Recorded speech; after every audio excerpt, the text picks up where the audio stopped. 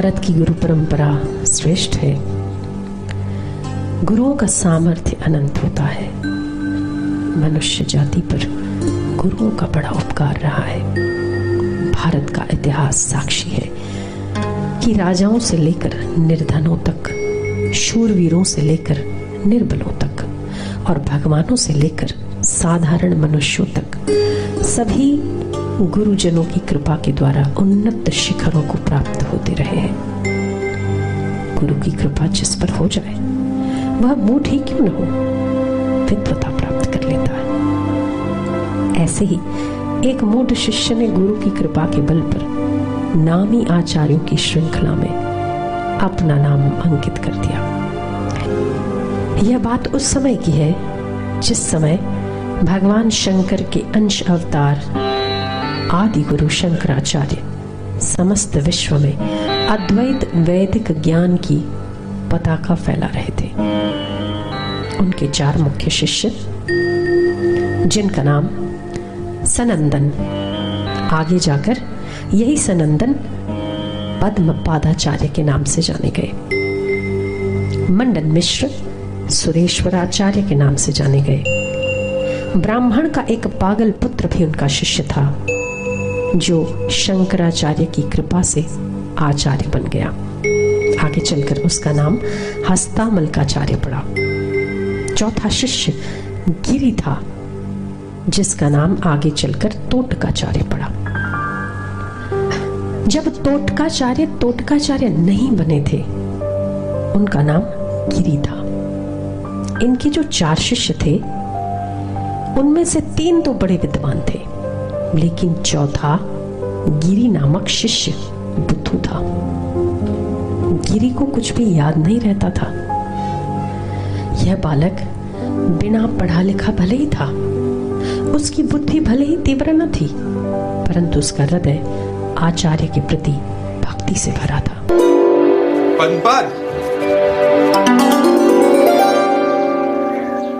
पद्मपाद,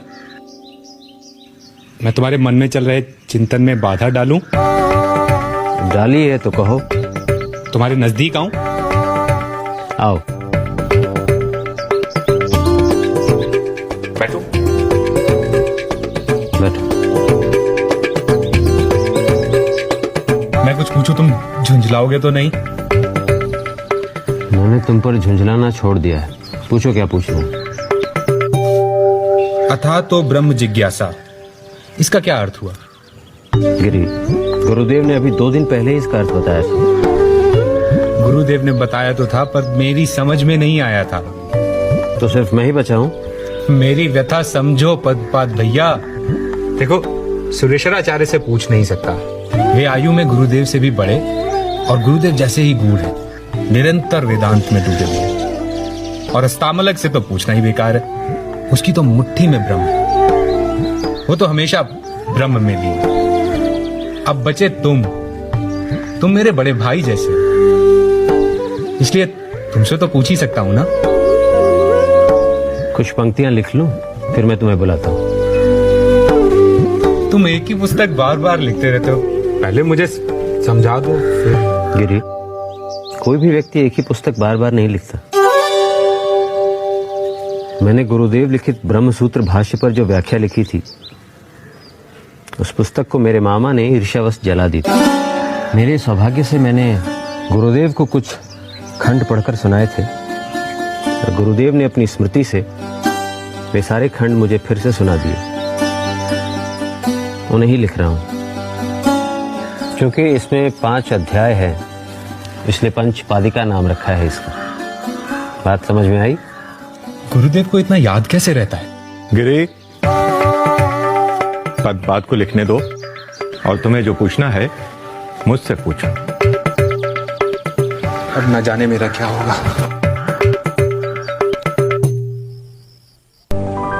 वह केवल एक ही कार्य कर सकता था और वह था अपने गुरु से प्रीति। ना वो ब्रह्म सूत्र पढ़ सकता था, ना ही उस पर व्याख्यान दे सकता था। अगर वह कुछ कर सकता था, केवल अपने गुरु के मन के भावों को पढ़ना। उनके अनुकूल आचरण करना। उसकी मूढ़ता और मंद बुद्धि पर कभी कभी आचार्य के अन्य शिष्य उपहास भी करते थे, पर इससे उसको कोई फर्क नहीं पड़ता था। गुरु सेवा से बढ़कर उसे और कोई चाह न थी, और गुरु की प्रसन्नता से बढ़कर उसके लिए कोई उपलब्धि ना थी। इतना मंद बुद्धि होने के बावजूद भी आचार्य न जाने क्यों उसे अपनी कक्षा में बुलाना ना भूलते थे। कर आग्रे वस्ते लक्ष्मी, कर मध्य सरस्वती, कर मूले तो गोविंदा, प्रभाते कर दर्शन। पद्मपाद, उठो, गुरुदेव उठ गए होंगे। गिरी,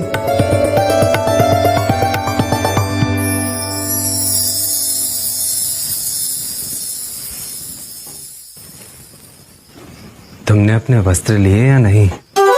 मैं भूल गया गुरुदेव।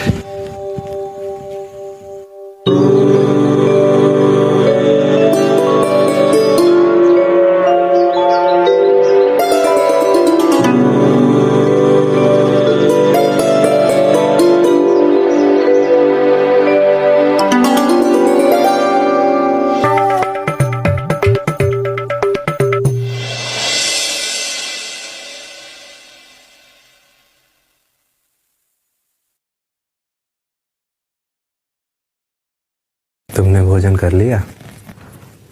नहीं गुरुदेव।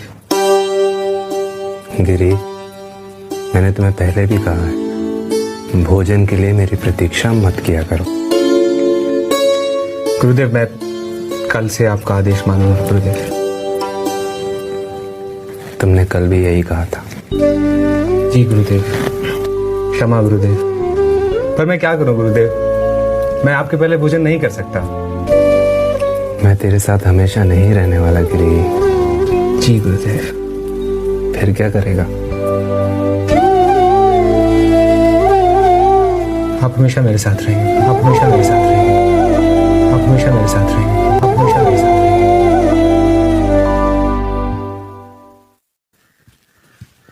चलो भैया, अस्तामलक।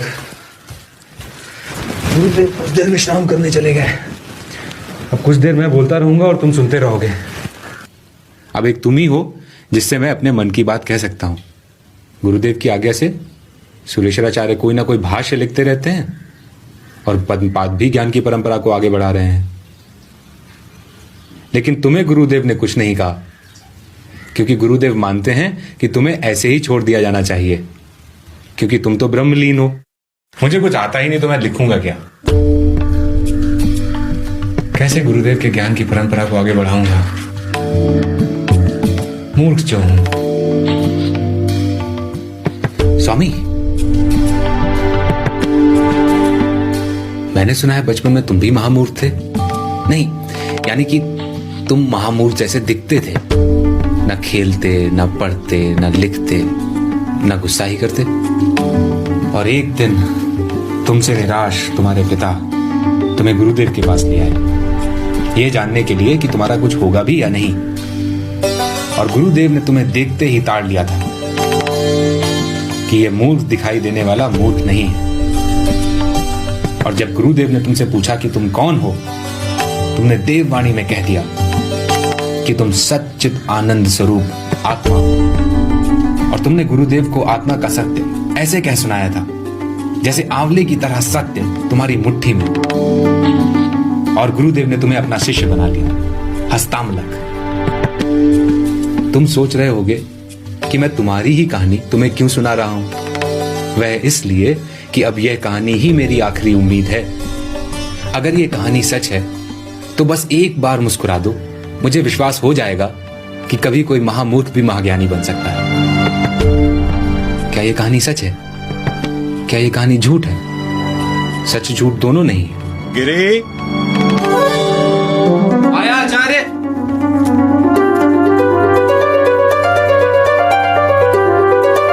जी आचार्य। क्या कर रहे थे? आचार्य, सच सच कहिएगा, मेरा कुछ हो सकता है? गिरी, गुरु की कृपा हो तो कुछ भी हो सकता है। न जाने गुरुदेव मुझ पर कृपा करेंगे भी या नहीं, पर आपने मुझे क्यों बुलाया था? तुमसे थोड़ी स्याही मिलेगी। मेरी सारी स्याही ले लीजिए, पर मुझे कुछ सिखा दीजिए। रात्रि का समय हुआ। भोजन करके थोड़ा टहलने के बाद गुरुदेव विश्रांति में चले गए। उन्हें आंख लग गई। कितनी ही रात बीत गई, फिर भी वह गिरी उनके चरण दबाए जा रहा है। गुरुदेव उठे और कहा, कितनी बार तुझे कहा है मेरे पैरों को मत दबाया कर। गुरुदेव, आपके पैरों को दबाता हूं तो मेरे हाथों को अच्छा लगता है। ऐसा लगता है जैसे कोरे कागजों पर कलम चला रहा हूं। सुरेश्वराचार्य और पद्मपाद तो दिन भर कलम चलाते रहते हैं। मुझसे मेरा ये सुख तो ना छीनिए। अच्छा अच्छा, जा अब सो जा।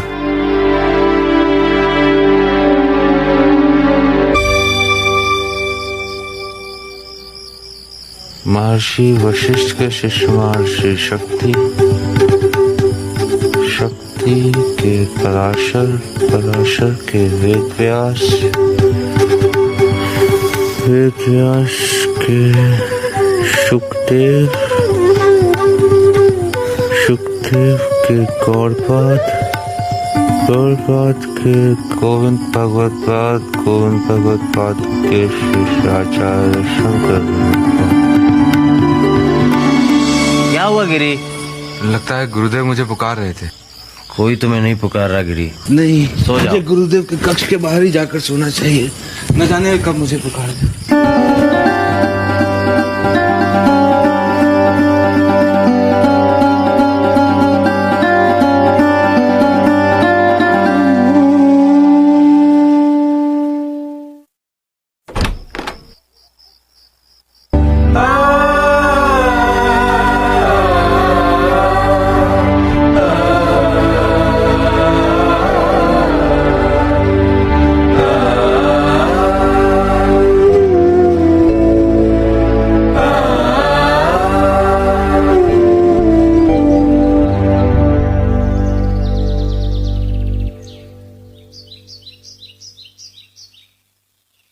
गिरी दिखाई नहीं दे रहा है।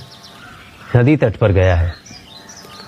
तो उसके लौट आने तक हम प्रतीक्षा करते हैं।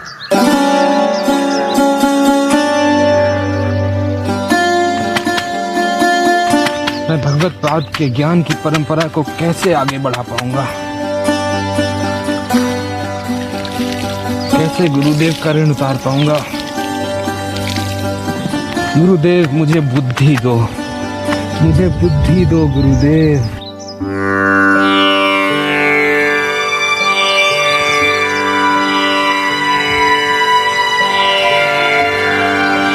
गुरुदेव,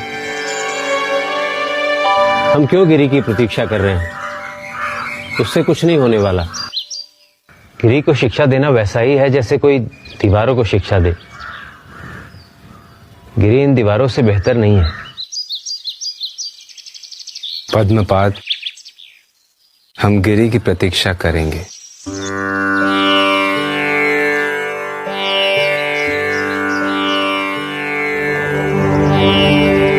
गिरी, लो बुद्धि लो, ज्ञान लो।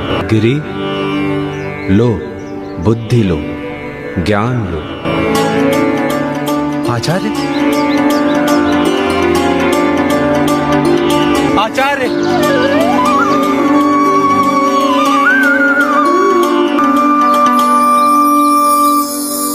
विदिताखिल शास्त्र सुधा जलधे महितोपनिषत् कथितार्थ निधे हृदये कलये विमलं चरणं भव शंकर देशिक मे शरणं करुणावरुणालय पालय मां भवसागर दुःख विदूर्न हृदं रचयाखिल दर्शन तत्त्वविदं भव शंकर देशिक मे शरणम्। हे शास्त्रों के अमृत सागर, उपनिषदों में कथित ज्ञान के भंडार, मैं अपने हृदय में आपके चरण कमलों पर ध्यान करता हूं। हे आचार्य शंकर, मुझे अपनी शरण में लो। तोटक छंद में स्वस्फुरत इस गुरु वंदना को सुनकर वहां उपस्थित सभी लोग अवाक रह गए। उन्हें भारी अचरज तो तब हुआ जब उसे आचार्य ने आदेश दिया, वत्स, आज मेरे स्थान पर तुम इन्हें ब्रह्म सूत्र पर मेरे मंतव्य को समझाओगे। आदेश दे दिया, पुत्र, ब्रह्म सूत्र के उन छंदों की व्याख्या भी तुम इनके सम्मुख करोगे जिन पर अभी तक मैंने भाष्य नहीं लिखा है। तोटक छंद में गाने के कारण इनका नाम तोटकाचार्य पड़ गया। तोटकाचार्य ने विनम्र भाव से कहा, आचार्य, गुरुदेव। हाँ तोटक, इशारे के साथ गुरु ने आदेश दिया। तोटकाचार्य ने विनम्रता पूर्वक कहा, आज्ञा गुरुदेव। आचार्य की आज्ञा का पालन कर दिखाया और वो भाष्य का सूत्र समझाया जो अब तक उनके गुरु ने लिखा ही नहीं था। सभी इस सत्य की अनुभूति कर रहे थे कि तोटकाचार्य पर विशिष्ट गुरु की कृपा बरस गई थी। सभी शिष्य आचार्य के चरणों में गिर पड़े। क्षमा, त्राहिमाम गुरुदेव, क्षमस्व गुरुदेव।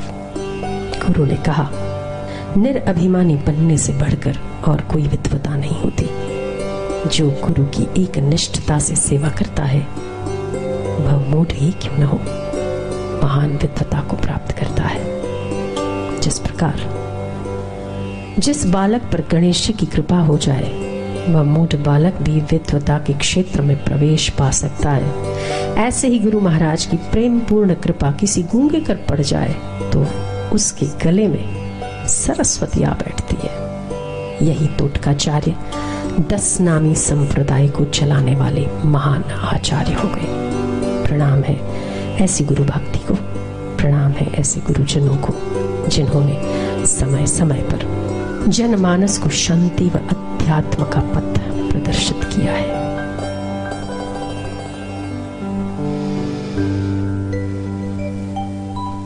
सद्गुरुदेव की जय।